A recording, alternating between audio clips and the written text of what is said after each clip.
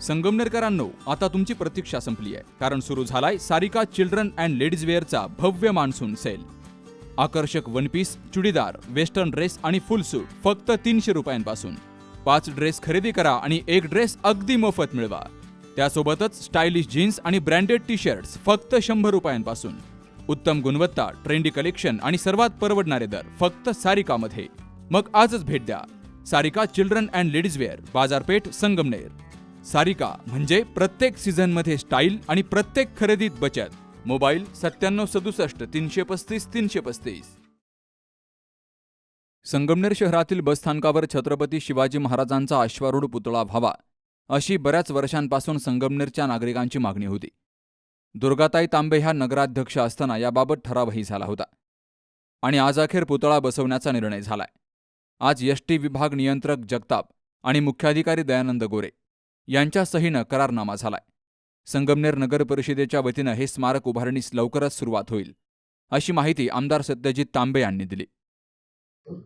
आज आपल्या संगमनेर शहराच्या दृष्टीने एक अतिशय आनंदाचा क्षण आहे की बऱ्याच वर्षांपासून आपल्या सगळ्यांची इच्छा होती की छत्रपती शिवाजी महाराजांचं एक भव्य दिवस स्मारक हे संगमनेर बस स्थानकाच्या परिसरामध्ये झालं पाहिजे.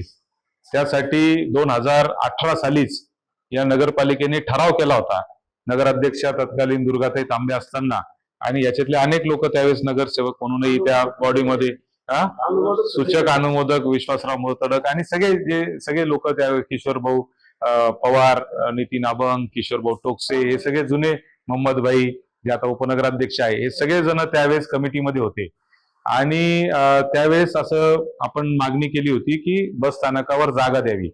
18 पासून त्याचा पाठपुरावा चालू होता, परंतु जे एसटी महामंडळ आहे त्यांनी धोरणात्मक निर्णय घेतला की आमची जागा आम्ही अशा पद्धतीने देऊ शकत नाही. त्याच्यामध्ये बराच वेळ गेला. मात्र 2023 साली तत्कालीन परिवहन मंत्री आणि त्यावेळेसचे मुख्यमंत्री आणि आताचे उपमुख्यमंत्री असलेले एकनाथ शिंदे साहेबांना मी खास करून भेट घेण्यासाठी मी ज्यावेळेस त्यांच्याकडे गेलो आणि शिंदे साहेबांना सांगितलं की साहेब, आपल्याला खासबाब म्हणून का होईना याला मान्यता दिली पाहिजे. आणि शिंदे साहेबांनी माझ्या विनंतीला मान देऊन त्यावेळेस 6 मीटर बाय 4 मीटर अशी एक जागा जी चौथऱ्याच्या तिथे जो मेन एंट्री आहे आपली, त्या ठिकाणी छत्रपती शिवाजी महाराजांच्या स्मारकासाठी दिली. त्याच्या खाली गार्डन वगैरे करण्याची परवानगी देखील त्यांनी आपल्याला दिली आणि ते सगळं मेंटेन नगरपालिका करेल अशा पद्धतीचं त्यांनी आपल्याला विनंती केली. त्याच्यानंतर आपण खरं तर अतिरिक्त जागा त्यांच्याकडे 2200 स्क्वेअर मीटर चौरस फुटाची ही मागितली आणि अतिरिक्त जागा मागण्याचा प्रस्ताव देखील आपला आता एसटी महामंडळाच्या विचाराधीन आहे. तो प्रस्ताव जेव्हा येईल तेव्हा येईल, तोपर्यंत थांबायचं का असा प्रश्न खऱ्या अर्थाने आपल्या सगळ्यांच्या समोर आला.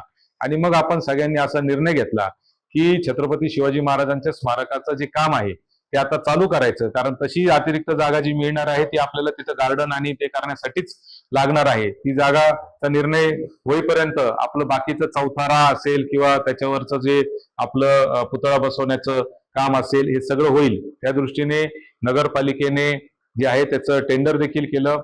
पुतळ्याचं देखील टेंडर झालेलं आहे. अंतिम टप्प्यामध्ये आता त्याची मान्यतेला तो आहे. लवकरच त्याची मान्यता होईल. छत्रपती शिवाजी महाराजांचा अश्वारूढ पुतळा घ्यावा याबाबतची त्या ठिकाणी निर्णय देखील झाला.